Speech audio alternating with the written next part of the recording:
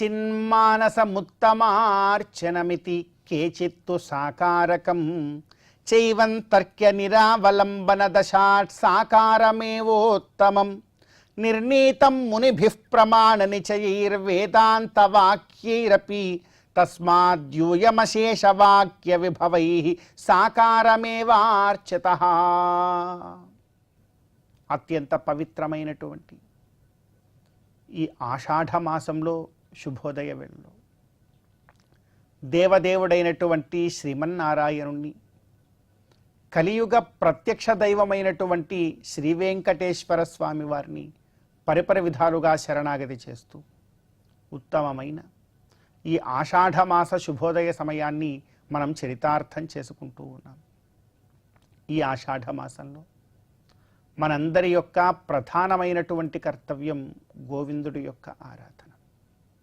గోవిందుణ్ణి ఎంతగా భక్తి ప్రపత్తులతో మనం ఆరాధన చేస్తామో అంత గొప్పదైనటువంటి ఫలాన్ని మరి మనందరం కూడా పొందవచ్చు. ఎందుకంటే గోవిందుడు మన కోసం అర్చావతారంలో వచ్చి మనల్ని అనుగ్రహిస్తూ ఉన్నాడు. గోవిందుడిని ఆరాధించడానికి,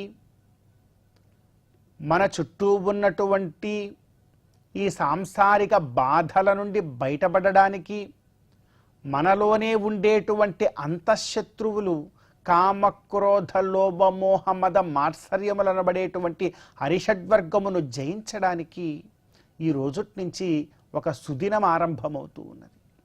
ఈ రోజున తొలి ఏకాదశి పర్వదినం. ఈ రోజుటి నుంచి చాతుర్మాస్య వ్రత దీక్షలు ఆరంభమవుతాయి. ఈ చాతుర్మాస్య వ్రత దీక్షలలో మనం కూడా ఎంతో గొప్పగా మన యొక్క ధర్మాన్ని మనం పాటించే ప్రయత్నం చేస్తుంటే భగవద్ అనుగ్రహాన్ని మనమే పొందవచ్చు. మరి ఈ చాతుర్మాస్య వ్రత దీక్షా సమయంలో మనం ఏం చేయాలి? కేచిన్మానసముత్తమార్చనమితి.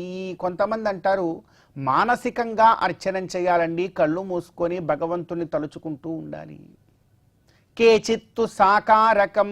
మరికొందరు అంటారు అలా కాదండి, భగవంతుడు మన కోసమే దివ్యమంగళ విగ్రహ రూపంలో వచ్చాడు కదా, ఆ రూపానికి మనం అర్చించాలి అంటారు.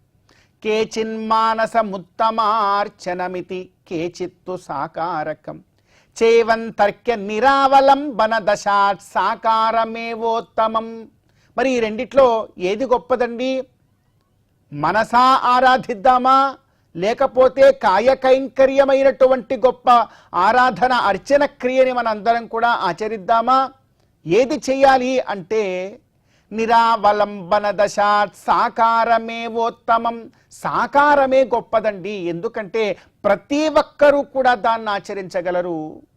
ఎంతటి స్థితిలో ఉన్నవారైనా కూడా, చిన్నవారు నుండి పెద్దవారు వరకు, అజ్ఞానుల నుండి జ్ఞానుల వరకు, తెలిసిన వారు నుండి తెలియని వారు వరకు ప్రతి ఒక్కరికి కూడా సర్వ సులభమైనటువంటి అర్చనం ఈ సాకారార్చనం. కనుక సాకారార్చనాన్ని చేద్దాము అని అంటున్నారు. ఏవంతర్క్య నిరావలంబన దశాత్ సాకారమేవోత్తమం నిర్ణీతం మునిభిః.